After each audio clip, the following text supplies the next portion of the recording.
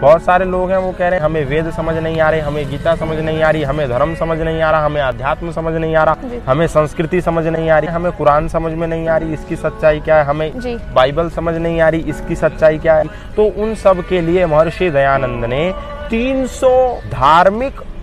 अधार्मिक, तथाकथित धार्मिक, धर्म के नाम से प्रचलित धार्मिक,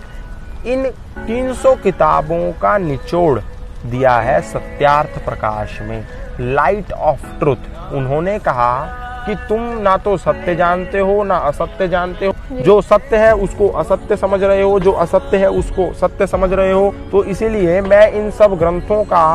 अध्ययन प्रामाणिक रूप से करने के बाद एक ग्रंथ दे रहा हूँ जो करेगा सत्य सत्य अर्थ का प्रकाश तुम्हारे जीवन में। इसीलिए उन्होंने सत्यार्थ प्रकाश नाम दिया उस किताब को, और उसमें उन्होंने वेदों के बारे में, दर्शनों के बारे में, उपनिषदों के बारे में, तुम्हारी परंपराओं के बारे में, तुम्हारी संस्कृति के बारे में, तुम्हारे इतिहास के बारे में सब कुछ दिया है। और तुम्हारा ही नहीं, तुम यदि हिंदू हो तो उसका भी विश्लेषण, तुम यदि मुसलमान हो तो उसका भी विश्लेषण, तुम यदि ईसाई हो तो उसकी भी बातें, तुम कबीरपंथी हो तो उसकी भी बातें,